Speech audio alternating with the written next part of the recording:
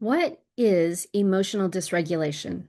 And is your dysregulation or somebody else's dysregulation affecting your relationship? Stay tuned. I've got the answer. I've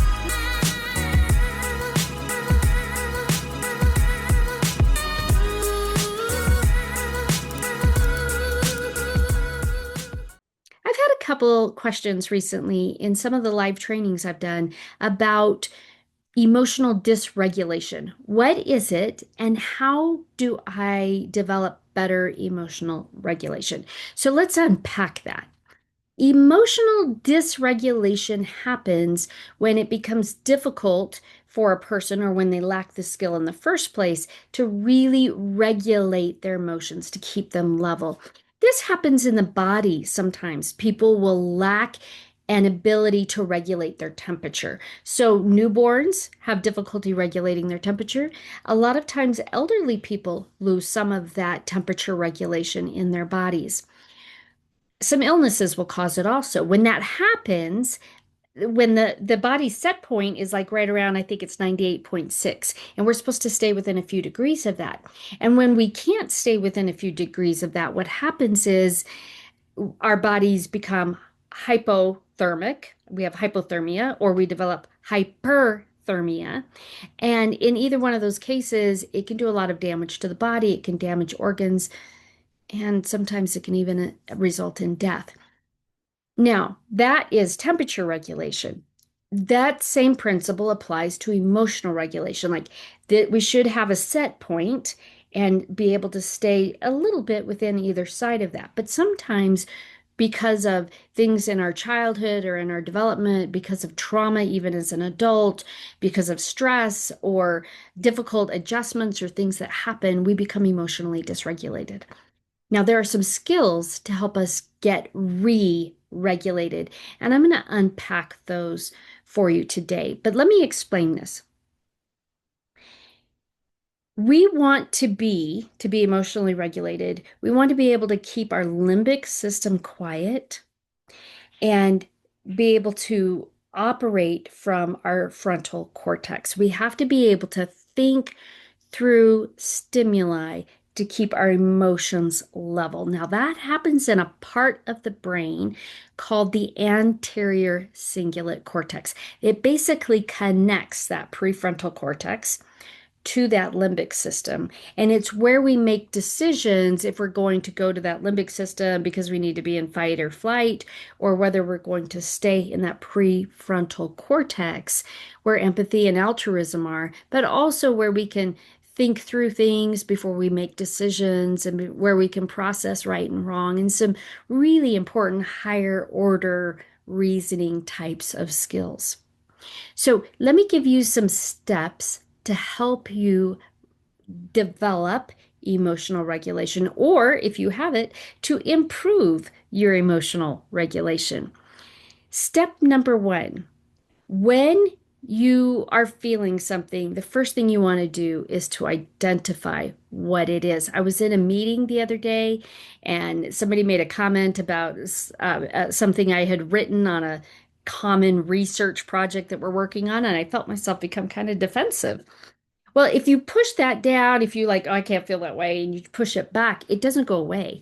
Ignoring an emotion does not make it go away. It actually, science has proven, intensifies.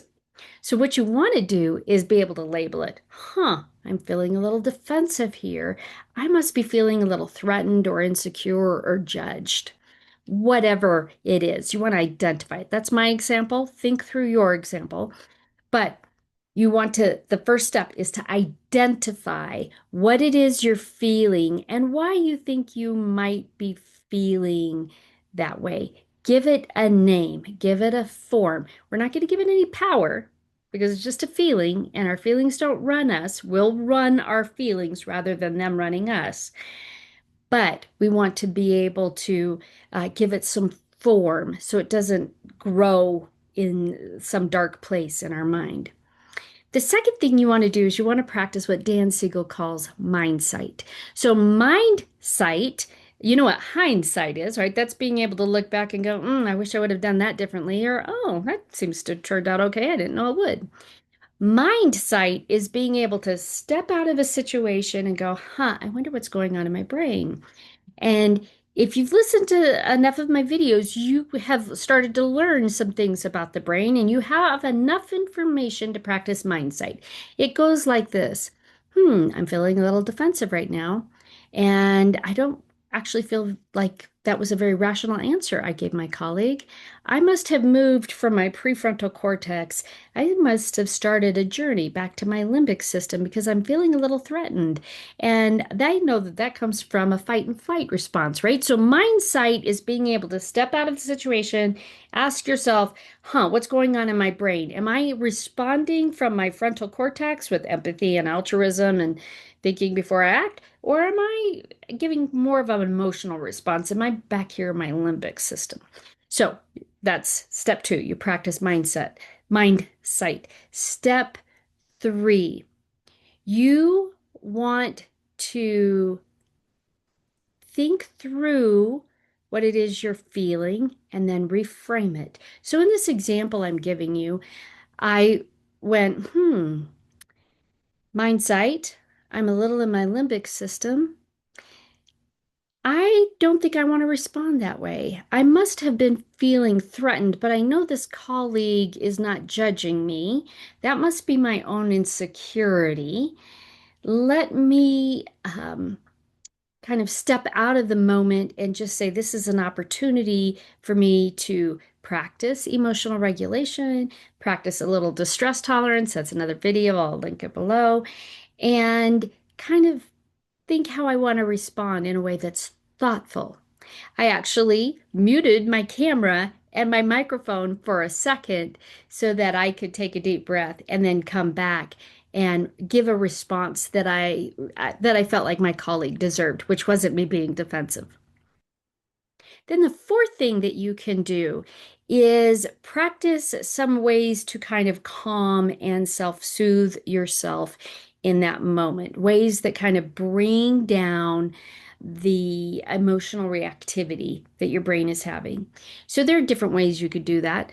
For me, a deep breath works really, really well. I'm a fan of the 4-7-8 breath where you inhale for a count of 4, you hold it in for a count of 7, you breathe out for a count of 8. That's a breathing technique that works well for me. You have to do that counting slow. That's the big trick, by the way.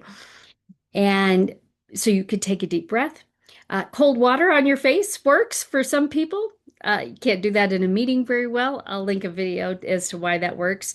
Also, grounding techniques. Sometimes, if you become so anxious that you cannot re-engage or you're just so upset you can't see straight, maybe you need a grounding technique. One of my favorite grounding techniques involves the five senses. You just take a moment and you ask yourself, okay, what are 5 things I can see right now? What are 4 things I can touch right now or feel, like my clothing against my skin or my hair in my eyes?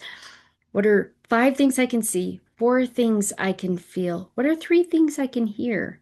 The birds, my own voice, etc. What are 2 things I can smell? And 1 thing I can taste. When you do that grounding exercise, it takes you right out of that limbic system, puts you in that prefrontal cortex, and already starts to help quiet and regulate your emotions. These are just tips to get you started. I hope this has been helpful for you. If you have other questions, please feel free to put them in the comments. And until next time, may the Lord bless you and keep you.